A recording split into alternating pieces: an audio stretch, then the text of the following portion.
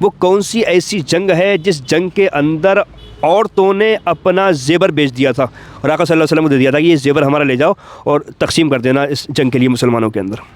السلام علیکم ورحمۃ اللہ تعالیٰ وبرکاتہ۔ دوستو اس وقت ہم کچھا کے اندر موجود ہیں اور یہ راشد بھائی ہیں ٹائر والے۔ چلیے بھائیان، آپ لوگوں کو ہم نے روکا ہے، بس تھوڑا وقت آپ کا لیا ہے، کچھ اسلامک سوال نالج کے لیے ہم آپ سے کرنے والے ہیں۔ پہلے تو بھائی ہم آپ سے معلوم کرتے ہیں، ایک تو ہوتا ہے سگی بہن۔ سگے بہن بھائی کا نکاح آپس میں کیا ہے نہیں کر سکتے، جائز نہیں ہے شرعن۔ کیا لیکن کچھ بہنیں ہوتی ہیں منہ بولی، سنا ہے آپ نے؟ جی ہاں، کیا منہ بولی بہن سے نکاح کرنا جائز ہے؟ جی جائز ہے۔ جائز ہے جی لیکن لوگ تو بولتے ہیں نہیں کرنا چاہیے۔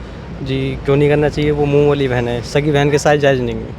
ہاں بالکل صحیح۔ دیکھیے بہت سارے ہمارے بھائی یہ بولتے ہیں کہ صاحب جو منہ بولی بہنیں ہوتی ہیں ان کے ساتھ نکاح نہیں کر سکتے، ایسا نہیں ہے۔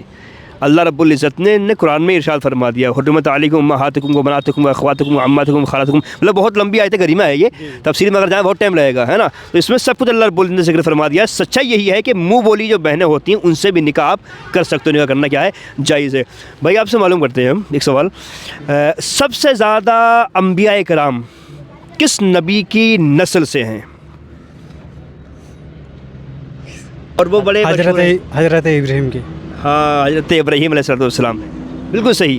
سب سے زیادہ انبیاء کرام جو ہیں وہ حضرت ابراہیم علیہ السلام کی نسل سے ہیں، یہاں تک کہ ہمارے آقا صلی اللہ علیہ وسلم بھی اسی نسل سے ہیں، حضرت ابراہیم علیہ السلام کی نسل سے ہیں۔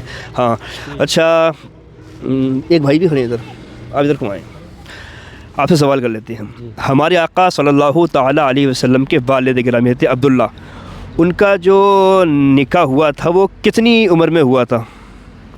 جہاں تک میرا عقیدہ ہے لگ بھگ 20 سے 25 سال کی عمر میں۔ کچھ کنفرم ڈیٹ معلوم ہے آپ کو اگر کچھ پتا ہو؟ کنفرم تو نہیں، فی الحال 25 سال تو لگ بھگ کنفرم ہے۔ کنفرم اس کا صحیح جواب یہ ہے کہ 24 سال کی عمر میں۔ کتنا؟ 24 سال۔ ہاں، ہمارے آقا صلی اللہ علیہ وسلم کے والد گرامی کا جو نکاح ہوا تھا تو وہ حضرت آمنہ کے ساتھ میں، تو وہ 24 سال کی عمر میں ہوا تھا۔ بہت سارے ہمارے بھائیوں کو یہ علم نہیں ہوگا کہ آقا صلی اللہ علیہ وسلم کے والد گرامی کا نکاح کس عمر میں ہوا تھا، تو 24 سال کی عمر میں آپ کا نکاح ہوا تھا۔ اچھا، ہم کیسے معلوم کر لیتے ہیں، ہم جو نماز پڑھتے ہیں تو کس وقت کی نماز میں 12 رکعت نماز پڑھی جاتی ہے، وہ کون سا وقت ہے؟ 12 رکعت جوہر، ظہر، جمعہ کی کر لو یا جوہر۔ ظہر کے اندر کیا ہے 12 رکعت نماز ادا کی جاتی ہے۔ اچھا، نماز کئے ٹائم کی فرض ہے ہم پہ؟ 5 وقتوں کے نام بتائیں گے آپ؟ جی، فجر، جوہر، عصر، مغرب، عشاء۔ ماشاء اللہ۔ چلیے، اچھا بھائی سے، راشد بھائی سے سوال کرتے ہیں، تھوڑے بڑے سوال راشد بھائی۔ پہلا سوال تو ہم آپ سے یہ کریں گے، آپ یہ بتائیے کہ کس مذہب کے لوگ عورت کو شیطان کی سواری کہتے ہیں؟ کس مذہب کے لوگ عورت کو شیطان کی سواری کہتے ہیں؟ جہاں تک کہ مجھے یاد ہے وہ لوگ یہودی ہیں۔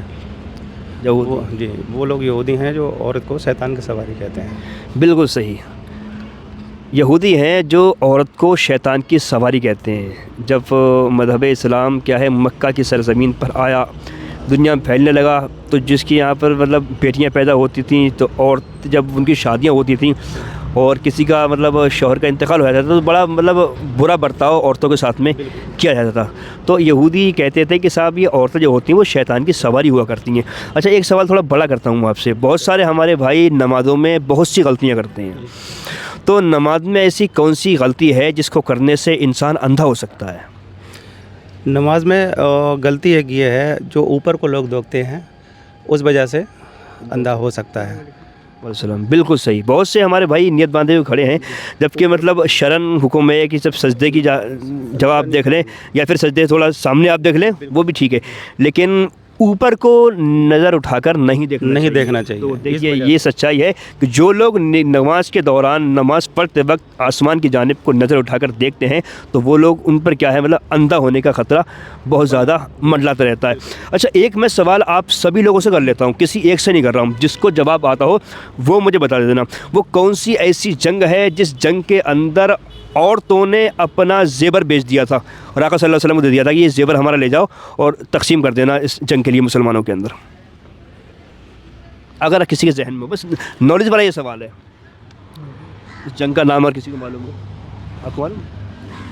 मैं बता देता हूँ।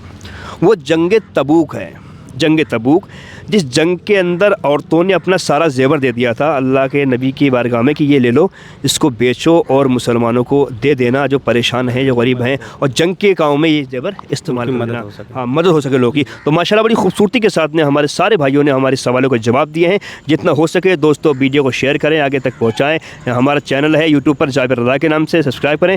फेसबुक पेज है पावर ऑफ इस्लाम के नाम से, इंस्टाग्राम आईडी है पावर ऑफ इस्लाम इंडिया के नाम से। जितना हो सके दोस्तों ज़रूर शेयर करें। बहुत शुक्रिया भाई, अस्सलाम वालेकुम व रहमतुल्लाह।